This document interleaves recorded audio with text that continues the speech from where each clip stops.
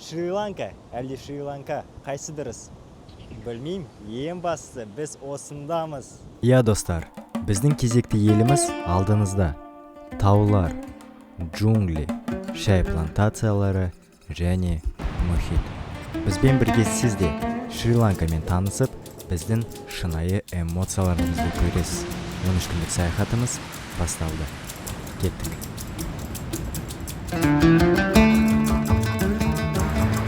Шри-Ланкадамыз.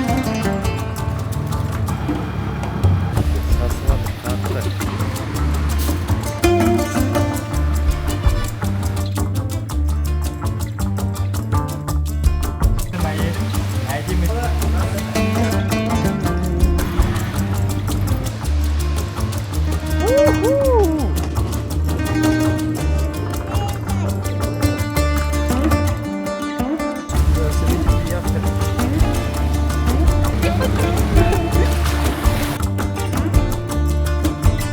Жағдай осындай. Өмір тамаша.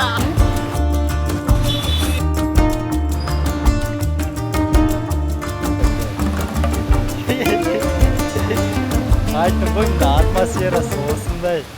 Come to Sri Lanka, yeah. Бірақ алдымен география сабағын еске түсірейік. Шри-Ланка оңтүстік Азияда орналасқан мемлекет. Шығысын Бенгал шығанағы, оңтүстігін Үнді мұхитын ашық айдыны шаяды. Жер аумағы бойынша біздің ең кішкентай солтүстік Қазақстан облысына да жетпейді. Бірақ оған қарамастан халқы саны 22 миллион. Бізден сәл көбірек. Ал қазір Шри-Ланкадағы ауа температурасы плюс 30 градус. Көкшетауда минус 30, Шри-Ланкада плюс 30, Көкшетауда минус 30. Және осы 60 градус айырмашылықты біз 23 сағатта кесіп өттік. Индираермен Көкшетаудан Астанаға, Астанадан Алматыға барып, Алматы әуежайынан Шарджаға 15 сағат әуежайда отырып, Шарджадан әйтеуір Коломбоға шаршап жеттік.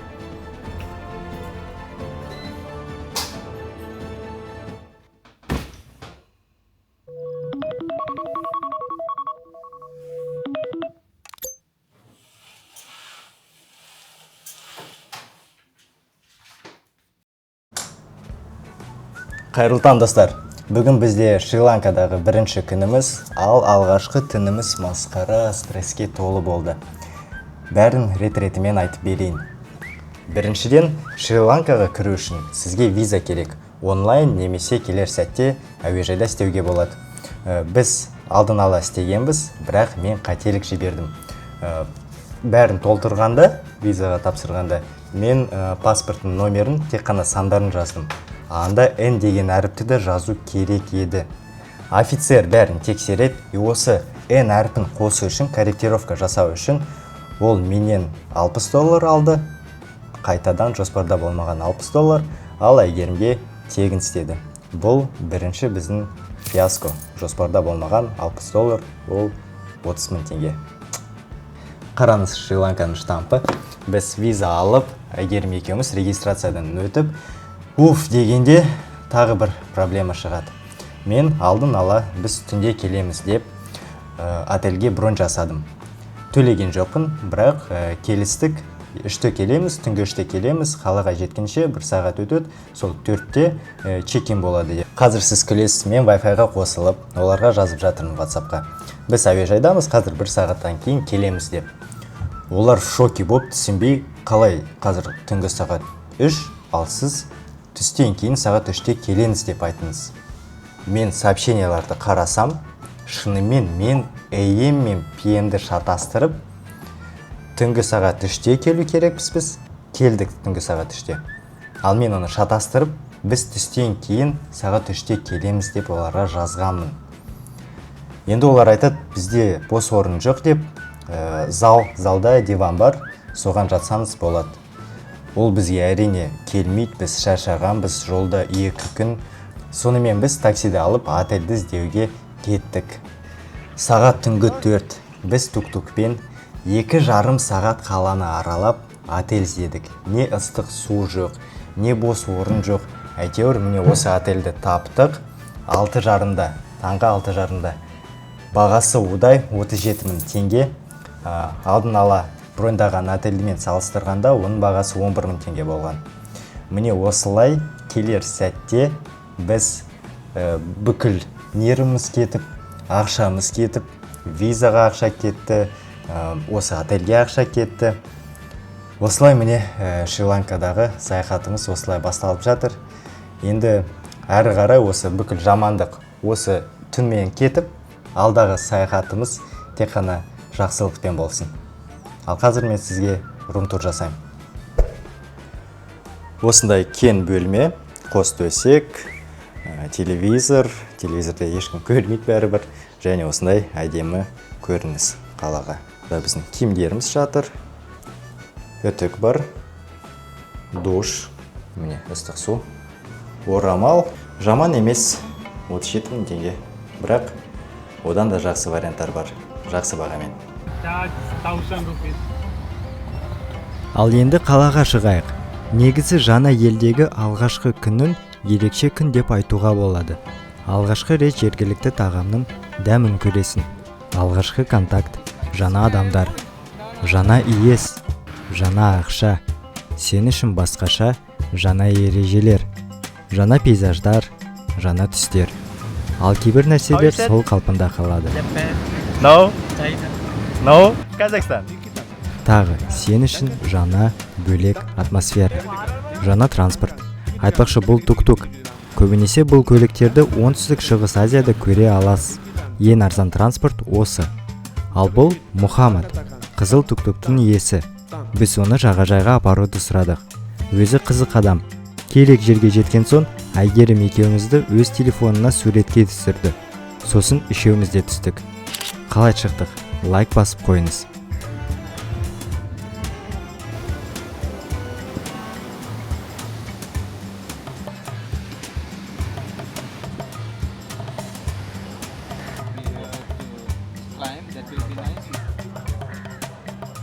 Қазір ол бізге. Бізге кокос керек.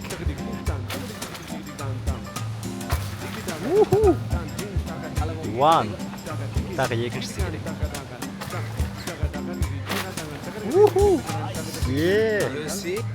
Nice.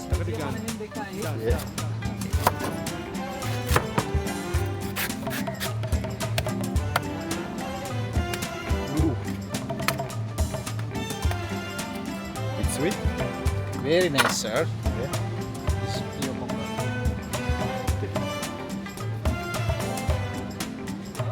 Шри-Ланканың бірінші кокосын көреміз. Вкусно. Күшті? Да, это попробуй. Біз Таиландта көрдік қой? Онша емес болған жоқ, иә? Мынау күшті енді. Күшті, иә?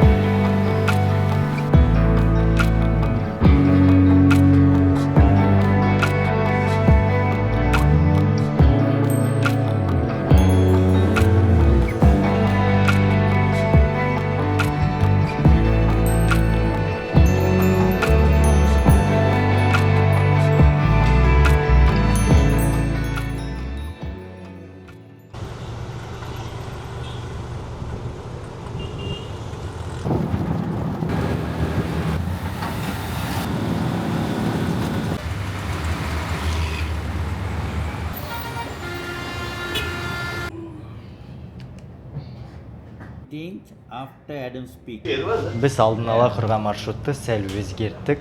Енді 4 күнге машина аламыз, арендаға емес, жүргізуші болады. Және біріншіден біз Коломбодан бастаймыз. Міне біз қазір Коломбодамыз. Және бір 4-5 сағатта біз Сегири тауына жетеміз. Стойте. What is your name? My name Leslie. Leslie? Yeah. Little. No more. Лесли айтады, Қазақстаннан өте аз туристер келеді деп Шри-Ланкаға. Көбі Германиядан, Франциядан, Канададан, европалықтар ғой, ал Қазақстаннан мүлдем аз дейді. VIP болып бара жатыр.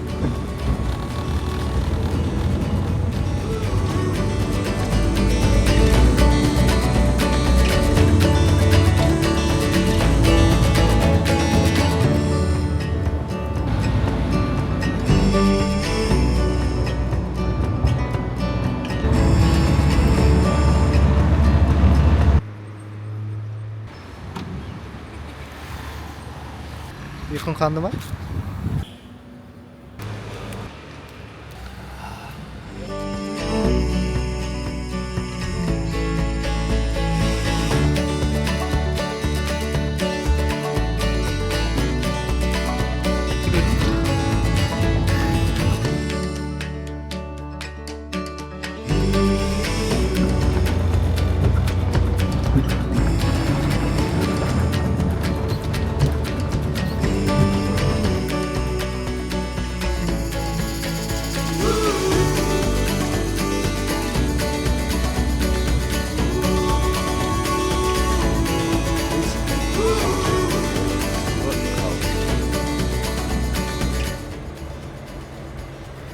Біз келдік. Суба. Біз қазір Сигириядамыз, өзіміздің киімдерімізді отельде қалдырдық. Енді Сигирияның өзіне бармаймыз. Оған қарама қарсы тұрған Бидорангала деген тауға мінеміз. This is Lion Rock, world famous rock. This is the King House, the rock. King House. Өте аянышты көрініс.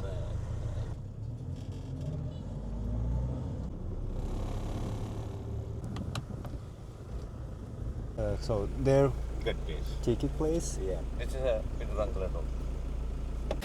Біз бірінші точкаға келдік. Қазір міне артындағы көрінсе, Бидорангала деген тау. Соған мінетін боламыз. Осы тауға міну үшін бізге билет алу керек және аяқтарын, иықтарын жабу керек мінгенде. Бір адамға 1000 рупий.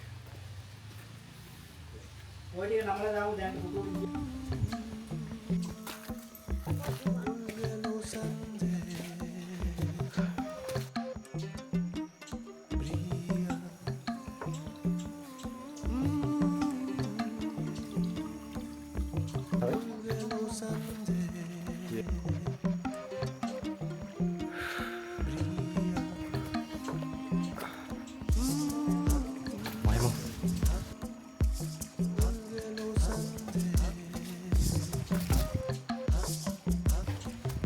Біті күшіктер.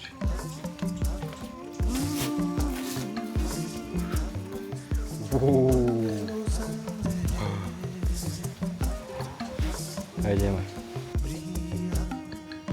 Көбі айтады ғой, пенсияға шығып, сосын саяхаттаймын деп. Жоқ достар, жас болып, қазіргі кезде саяхаттау керек. Бұл міне осындай кішкене қиындау. Біреудің тәпішкесі жатыр. Тағы бір маймылды көрдік. Қараңыз. Жай әншейін отыр.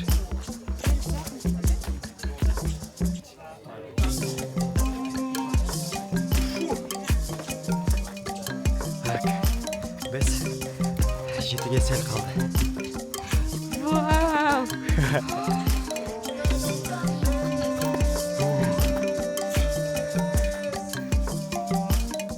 Қаражан. Сол жаққа қара, артына.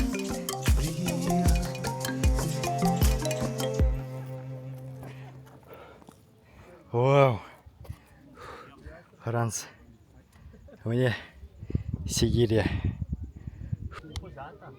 Қазір ара ұшатын болады. Сигирия биіктігі 180 метр, аралдың ортасында орналасқан. Біздің дәуіріміздің 5 ғасырдың аяғында Касапа патшаның қамалы. Иә достар, Жартастың үстінде патша өзіне сарай салған. Бүгінгі күнге тек қалдықтар ғана жетті. Ал сол кезде әдемі бақтар, арнайы су қоймалар, тіпті бассейн мен фонтан да болған. Қазір ол Шри-Ланканың ең танымал жерлерінің бірі. Айтпақшы, Сигирияға кіру үшін билет құны адам басына $35. Менің ойымша сәл қымбаттау. Сондықтан біз оны Пидурангала тауынан тамашалап, күн батқан соң отельге оралдық. Саяхат міне осындай болу керек. Ё-моё, жабылдың астында қалдық. Мұнда сасық, байқа.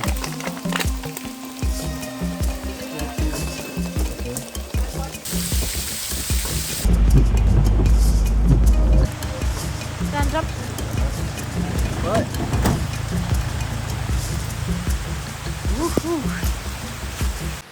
Душқа түсіп, киімімізді ауыстырып, қазір кешкі асқа бара жатырмыз. Wow, it's nice. It's a curry? Yes, this is the curry. You like chicken, you like papadam. This one, you try finish. Wow, cool. It's good. Yes, it good. It looks good. You are Айгерім қорқып жатыр. Олардың тамағын жеуге. Бірінші мен жеп жатырмын. Я тоже қорқып жатырмын, да, как-то есть какой-то... Я же не знаю, как они это готовили. Иә, басқаша иіс. А так, күшті. Маған ұнап жатыр пока что. Өзіме күріш салдым, сосын мұнда морковка, жасымық чечевица. Попробуй. Әйгерім қорқып жатыр жеуге. Бірінші мен дәмін көріп. Маған. Осындай тауық бар. Тауық. Просто нелерді көбірек салады екен, специя. Я пробую просто так. Осындай қорыс бар, күшті. Біз Сигирияға мінген жоқпыз, өйткені ол қымбат. Туристер үшін $35. А мұнда ағай айтып жатыр, Шри-Ланканың тұрғындары үшін for you how much? 120. 120 rupees. Rupee. Yeah. 300%. 1000 рупий дейді, 1800 теңге. Ал біз үшін 10500 теңге. Сигирияға міну үшін. Осы үйдің қожайындары Суба және оның күйеуі Рангана. Кешкі астан кейін біраз әңгіме соқтық. Мен оларға біздің қысты анам ұстап жүрген етін де көрсеттім. Ал олар бізге сингал тілін үйретті.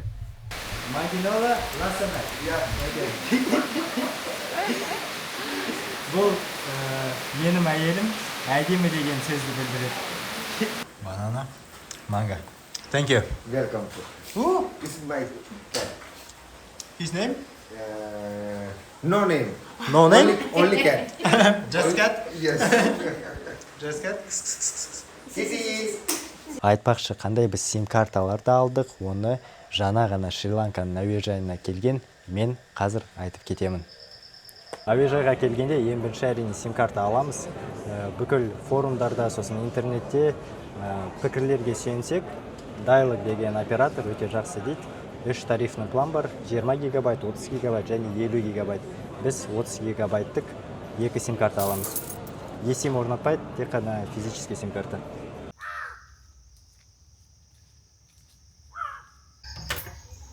Қайырлы таң достар, біз сізге кеше бөлмені көрсетпекпіз. Қазір рум-тур жасайық. Міне осындай бөлме, көз-төсек. Әрине кішкене қорқынышты болды, кондиционер жоқ. Осындай вентилятор, масалар болды түнгі. Сосын душ. Осындай кең душ. Ыстық су болған жоқ. Міне осындай аристон. Мен ойымша бұл аристон. Су жылы болды. Тас, анда бақа жүрді. Ана жақта. Бірақ ең күшті ол үйдің алаңы. Біз осы бөлмені Сигирияда букинг арқылы таптық, қараңыз. Қалай керемет. Бір джунглінің ортасында жүргендей. Қараңыз.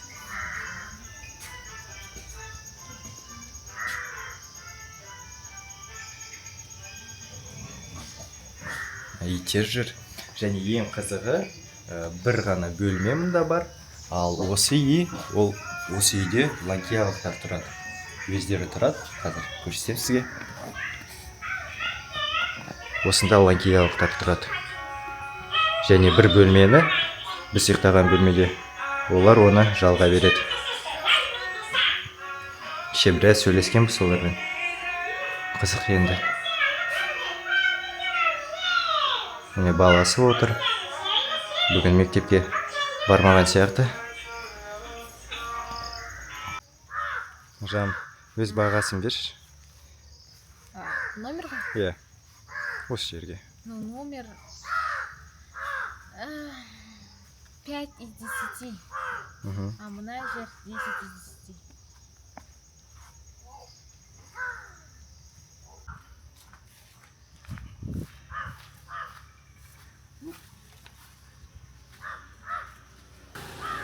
Red color.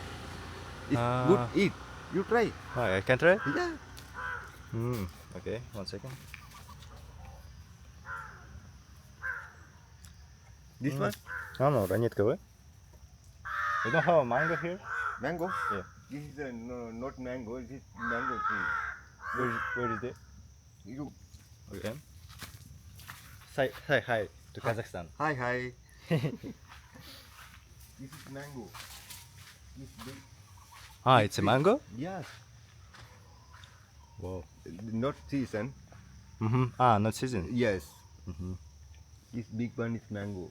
Қазір манго өспейді дейді, Yes. сезон емес. This is a jackfruit. Jackfruit. Jackfruit. Yes, this tree. Jackfruit. Okay.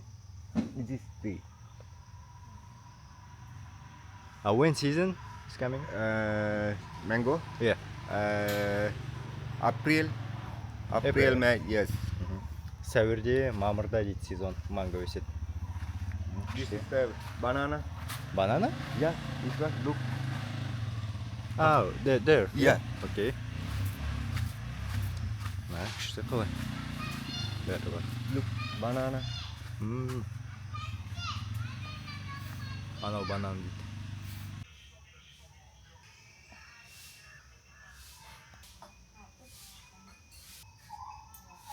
Қазір Сигириядамыз, Пидорангала тауына мініп, Сигирияны көрдік. Енді біздің келесі аялдама Сигириядан оңтүстікке қарай Канди қаласына барамыз. Кеттік. Біздің машинамыз. Мынау күшті. What is your name, sir? Yes, I'm Tisa. Tisa? Yes. Sultan. Sultan. Sultan. Yes, Sultan. Very famous name.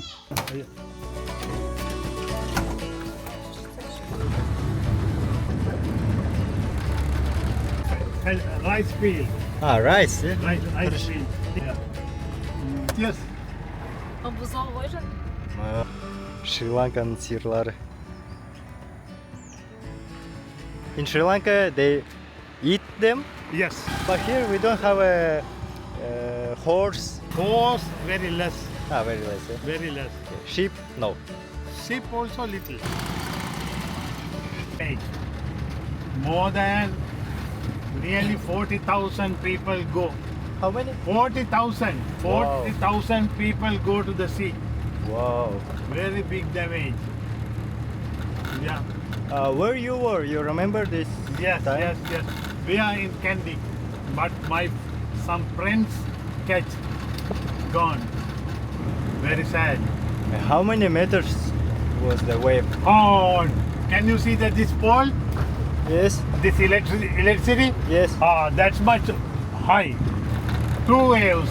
One, go again. Two times? Two times. Иә достар, 2004 жылы Үнді мұхитында 9 балдық жер сілкінісі болып, біраз уақыттан кейін ондаған метрге жететін толқындар жағалауға соқты. Ең қатты зардап шеккен Индонезия, одан кейін Үндістан және Шри-Ланка.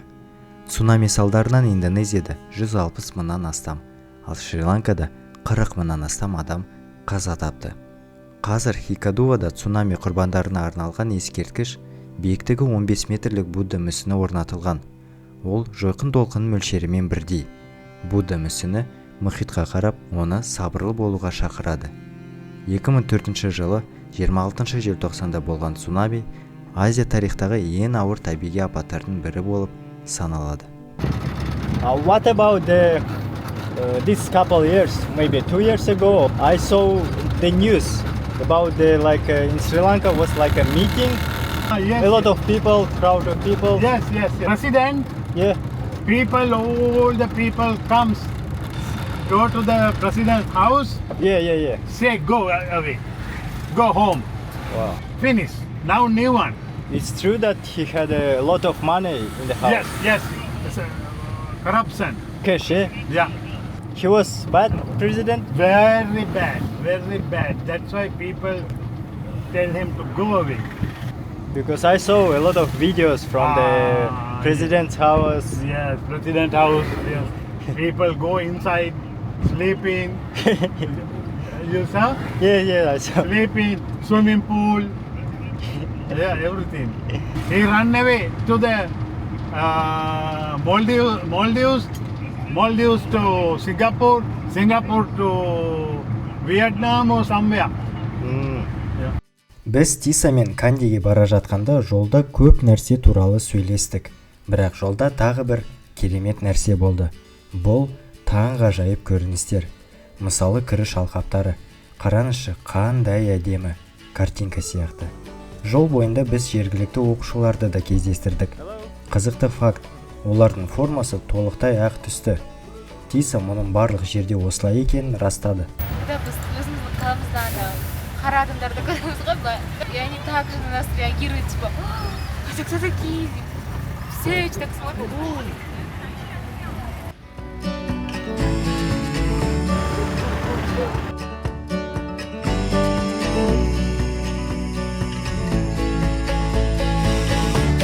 Біз отельді алыс алған екенбіз. Бірақ осы жақтан Көріңіз. тамаша қараңыз. Сәл қалды кішкене. Отелімізге жеттік. Отель енді масқара. Кешегі бөлмеден қарағанда мынау енді бағасы ондай қымбат емес. Қазір біз сізге бәрін жақсылап көрсетеміз. Всем привет! Біздің Шри-Ланкадағы ең күшті номерге қош келдіңіздер. Бізде мында үлкен двуспальный кровать, такой чистый, красивый. Тут у нас туалет, душ. Тоже чисто так красиво. Мында бізде мини-балкончик. Ну, ол кішкене анау комнатаға қарай, залға, гостиныйға. И тут такая красота! Офигеть! Я сама первый раз вижу. Және бізде мында осындай үлкен гостиная. Мына жерде тамақ ішуге болады. И ана жерде тоже далада отырып тамақ ішуге болады. Осындай таулар. Иә достар, көріп тұрғандарыңыздай бұл Шри-Ланкада тоқтаған ең керемет қонақ үйіміз. Алдағы 10 күнде бұдан жақсысы болмайды. Букингтегі оценкасы 9/6. Іші таптаза, жайлы, ал сыртта керемет тыныштық. Себебі ол таулардың арасында орналасқан. Ең қызығы мұның бәрі тәулігіне небәрі 16.000 теңге тұрады. Біз сияқты ұзақ жолдан кейін демалуды қаласаңыз, бұл жер сіз үшін. Біз қазір Канди қаласындамыз, отельге жеттік, отель алыс орналасқан, біз оны білген жоқпыз. Және жоспарымыз сәл өзгерді. Енді мен алдын ала жоспарлағанда ойлағам бір қалаға бір күн деп, ал Канди қаласын енді көруге біз үлгермейміз өкінішке орай. Қазір сағат 5, бүкіл баратын жерлер қазір жабылады бір сағаттың ішінде. Сол үшін біз отельде қалатын болдық, ертең ары қарай барамыз, ал бүгін бассейн, отель, короче, кайфовать етеміз. Кеттік.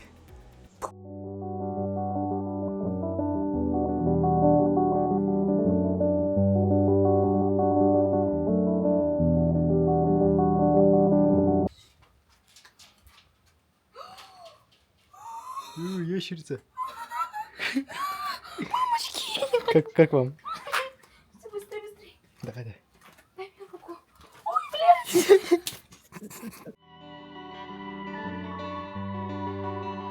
「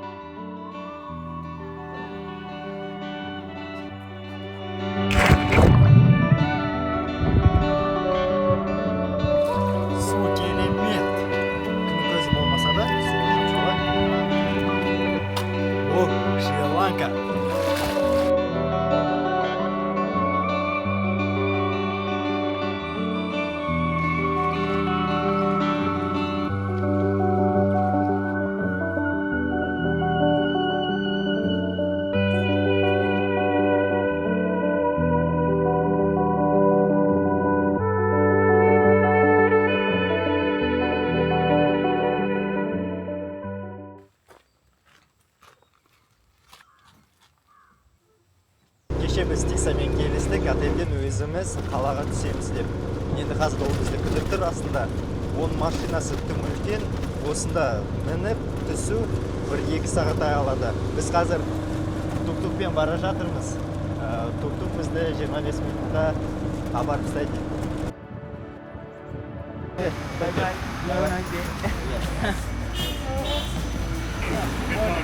Good morning, madam. Біздің көк машинамыз. You lucky. This is your ticket. Wow. Train journey. Very difficult to get. Seaters are booked. So 2 tickets. 2 tickets. What the class? Second? Second class. Yes, it's Yes. good. It's good. It's good. Yeah. And how much? Then you know this is the 1,800 for the ticket. Okay. But this ticket get the black market. Then you have want to give more 1,000 rupees. 2,800. When you go to the Nuvareli station, Yes. you can see how many people try to get the seat. Көршітесі айтып жатыр. Қазіргі уақытта туристер өте көп, билеттерді алу өте қиын. Біз де кеше оқығанбыз, онлайн алсақ десек, онлайн билеттер жоқ.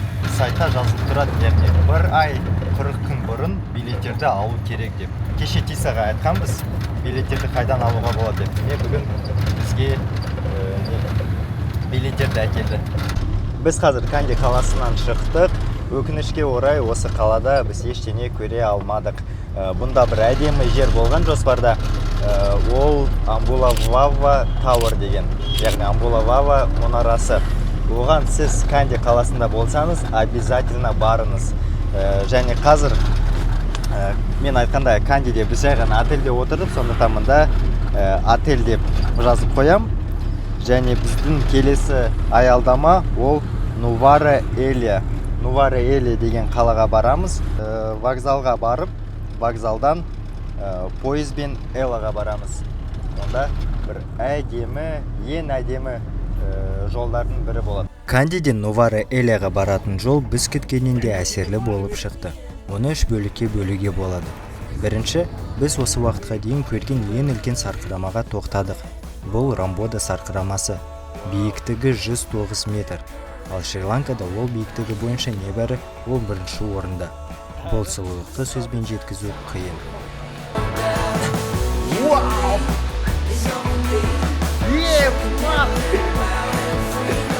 Масқара мынау. Қазір көрсетемін сізге. Қараңыз.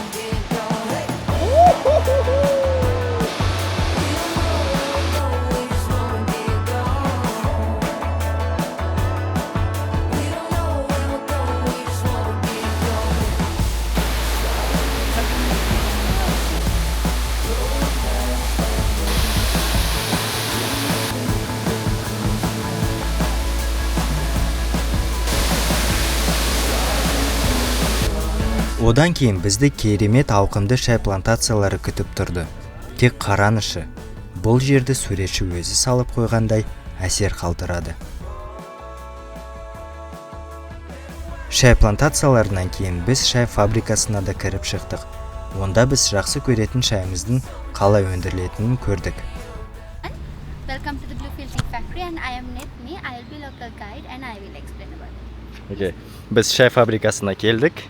Қазір бізге экскурсия жасайды. Okay, my name is Sultan. Sultan? And Aygerim. Aygerim. Yeah. Nice to meet you. Nice to meet you. Where are you from? What do you think? From Russia? No, Russia. No. Next to the Russia. Holland? No, Kazakhstan. Kazakhstan? Yes. Okay. Do you know where is it? Yes, I know. What do you know about Kazakhstan? Just knowing about the language. You speak Russian language. Most and also of the Kazakhstan yes, also. yes. Not that much actually. Okay, it's enough. From what you know that Kazakh speak Russian. I can speak Russian actually. You can speak Russian. Okay. My Russian is a little bit bad, okay? It's okay. Okay, so здравствуйте. Добро пожаловать на чайную фабрик Bluefield. Это фабрик Bluefield. Это фабрик 103 год. На плантация 200 гектар. У нас есть 3 вида чай: черный чай, зеленый чай и белый чай. Черный чай, зеленый чай – одинаковый чайникус, другие процесс. Только собирает, вот, самые молодые листы. Старые листы не собирает, старые листы удобрения. Это очень крепкий. Белый чай, другие чайникус. Белый только собирает самые верхняя почка, только это. Сушат на солнце. 200 гектар работа, 150 человек. Один человек один день собирает 20 килограмм. Только ручной собирает без машин. Потом собирает листы сюда, эта машина. Это первый процесс. Эта машина листы сушат на вентилятор. Там есть большой вентилятор. Потом сюда воздух и сушат. Один машина 1200 килограмм листы сушат. Потом это только 700 кило. 500 килограмм есть вода. Вот все одинаковые машины, только 40% сушат здесь 12 часов. Потом сушат листы сюда горсина. Ручной собирает, потом сюда там. Okay? From here, from the tourist. So I can't write or read, but just I can speak only. So это второй процесс. Потом 40% сушат листы, есть сюда Венис. Венис машина скручивает листы. 40% сушат листы. Можно понукать? So эта машина перемалывая машина. Потом второй процесс. Листы куда эта машина? Один машина 325 килограмм листы скручивает. Без рези только скручивает. 20 минут скручивает листы сюда вынесет горсина. Там машина сита. Расстилает большие листы и маленькие листы. Большие листы еще раз скручивает эта машина. Маленькие листы ферментация. Да, вот маленький листовой. Это сюда на ферментация. Здесь ферментация, только черный чай ферментация, зеленый чай, белый чай без ферментация. Ферментация это натуральный окисление процесс. Потом сита маленькие листы просто лежит как это. Только 3 часа, потом 3 часа запах вкусный цвет поменяет. Например, яблоко резит, потом 2 минут цвет поменяет. Одинаковый процесс это. Первый зеленый цвет листы, потом ферментация корыстной цвет. Потом ферментация листы, это еще раз сушат там машина. Первый сушат 40%, эта машина 100% сушат. It's just for tourists or No, it's working. It's working. Yes. Потом эта машина сушат листы 100%. Там есть большая печка, только дровами сушат без chemical gas. Потом ферментация листы, первый сюда наверх, листы перемешает. 91 градус, 21 минут. 100% сушат и сюда вынесут. Еще эта машина английская машина. Она 103 года, хорошая работа. 103 года, да. Пойдем посмотрим печка. Можно спросить, how much salary they have for working? Workers, normally for the pluckers also, if they pluck more, they can earn money like that. For example, it's like Normally per 20 kilograms, it's like 1,800 rupees, something like that. Per month, like 45,000, something like that. Yes, печка. Это дрова только каучук дровами, потому что пахнет. Она 103 года, from Belfast, посмотри. Потом 100% сушат листы. Это не готовый чай, посмотри, это корыстной цвет. Вот стебели. Стебели не пахнет, удобрение на плантация. Черный цвет листы, черный чай. Еще раз расстилает там машина. Эта машина расстилает стебели и листы. Вот барабани, электростатик магнит барабани. Потом пилипает стебели. Стебели не тяжелые, листы тяжелые. Стебели пилипает, листы сюда вынесут. Вот все стебели удобрение на плантация. Листы там. Листы еще раз расстилает. Большие листы и маленькие листы мелкие. Там есть машина сита, еще раз расстилает, как Кашмир. Потом работа закончили, 80% экспортар. Первый Коломбо оксидация. Есть большая компания Dilma и Lipton. Все фабрику чай купает и мешает экспортар. 20% там есть магазин наша фабрика. Экспорт. Нормальный 5 килограмм листы, потом только 1 килограмм получается. 5 килограмм и 1 килограмм. Здесь видно разный чай. Это белый чай, силёный чай, чёрный чай. Белый чай только собирает почка от это и сушат на солнце без машины, потому что самый полезный чай – белый чай. Белый чай – это чуть-чуть дорогой, самый тяжелая работа. Один ложка 3 раз не заваривать можно один день. Салатой селебряный 4 недели сушат, селебряный только 2 недели, потому что салатой крепкий, селебряный самый слабый. Вот зеленый чай, черный чай. Листы одинаковые, только молодой листы. Зеленый чай без ферментации, черный чай ферментация. Это окисление процесс. Зеленый чай это паром процесс. Есть это черный чай, OPA, orange, pico A. Orange только цвет, без добавками. Pico вот чай называется A. Самый крупный листы, самый слабый чай. Потом OP слабый, pico средний. Нормальный сия листовой без молока, без сахар пить. Потому что это самый слабый.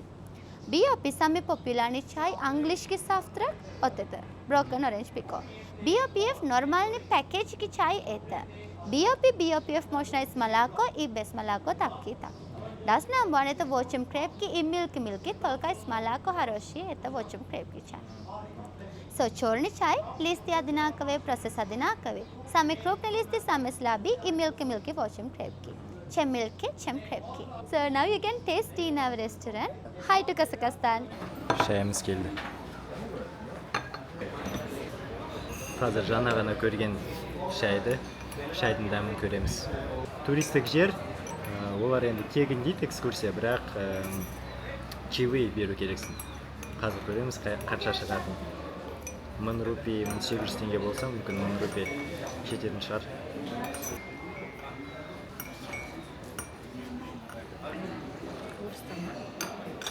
Bilmiyorum.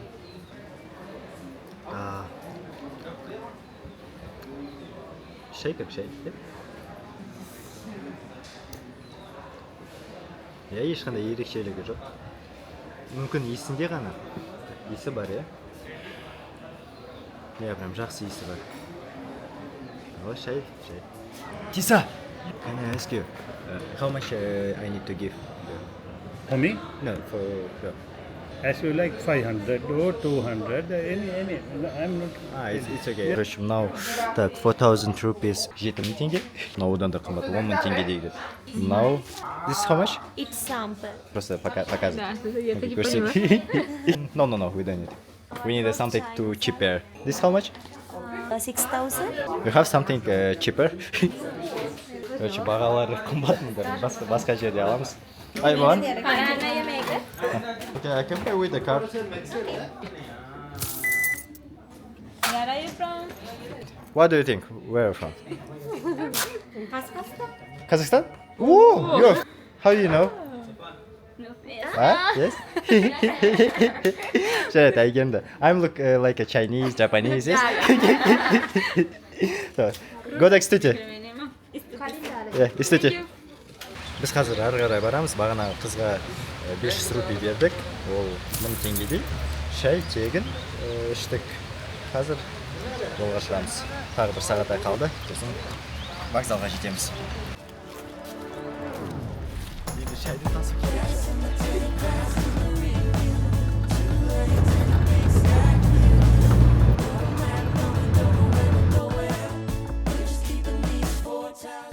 Әйгерім айтады, Тиса енді сенің досың емес. Короче, біз келдік вокзалға. Енді Тиса бізден чаевые істеп жатыр.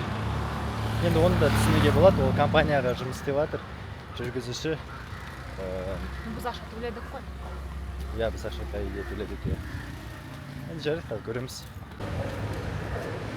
Вокзалға аман есен келдік. Тиса бізден қалмай жатыр. Чаевые істеп жатыр. А бізде доллар ғана қалды, доллар. Рупий жоқ. Поиски продолжаются.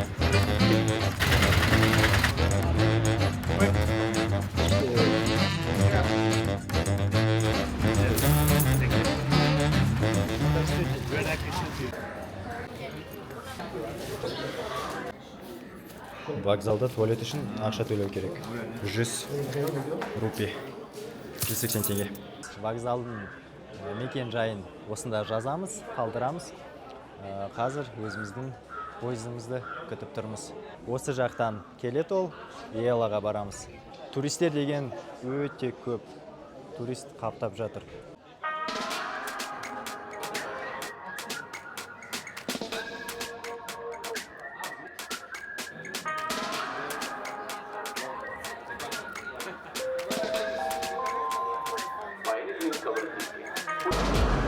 Поездіміз келді. Кішкене қиын екен ана. This corner, Yes, right? yeah. Okay. So this is TCR, your street number 3 and 4.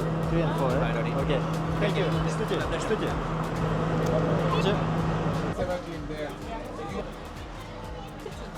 Hello. Можно положиться? Окей. Казахстан. Казахстан? Да. О, Да. приятно. Все свои. Ага. Киргизии был, до Казахстана еще не добрался. Пойызға отырдық, өз орнымызды тауып, енді қазір 5 сағат жүреміз де. Сәл кешікті, сәл дегенде, негізі 12:30-да келу керек еді. Қазір 1 сағатқа кешікті. Біз отырмыз. Мұнда адамдар Франциядан, Латвиядан, Германиядан шекішті.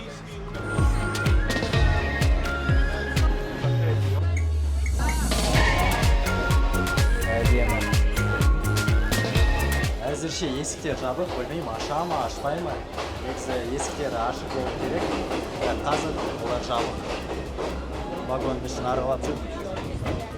Сізде осындай сұрақ туындауы мүмкін. Сұлтан, бұл жай ғана пойыз, онда тұрған не бар? Ал менің жауабым осындай болады. Пойыз менің ең сүйікті көлік түрлерінің бірі. Ал Шри-Ланка пойыздары әлемде ең танымалдардың қатарында. Одан да сіздерге артық сөзсіз осы керемет маршрутты көрсетейін.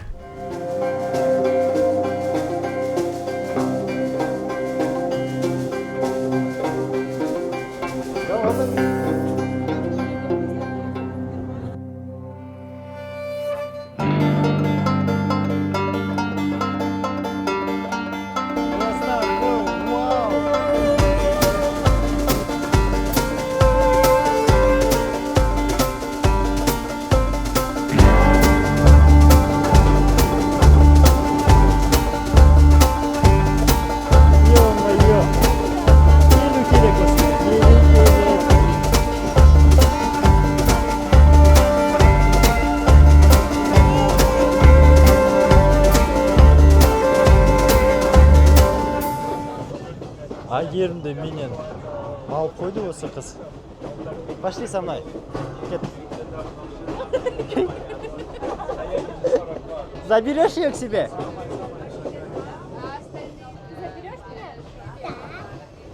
Осы пойызбен біз 3 сағат жүрдік. Қазір міне Элаға келдік. Айгерімді осы қыз жібермей жатыр. Тап-тәтті өзі. Неміс қызы, бірақ немісше де орысша да сөйлейді. Шри-Ланкаға саяхатымыз керемет әсерге толы болды. Сенесіздер ме, біз осында 1 терабайтқа жуық материал түсірдік. Осының бәрін қарап шығып, монтаждау үшін қаншама күш пен шыдамдылық қажет. Сондықтан саяхатымызды 2 бөлікке бөлуді жөн көрдім. Шри-Ланкаға саяхатымыздың алғашқы бөлімін көрдіңіздер. Ал келесі шығарылымда сіздерді не күтіп тұр? Элаға келуіміздің басты себебі әйгілі 9 аркалы көпір.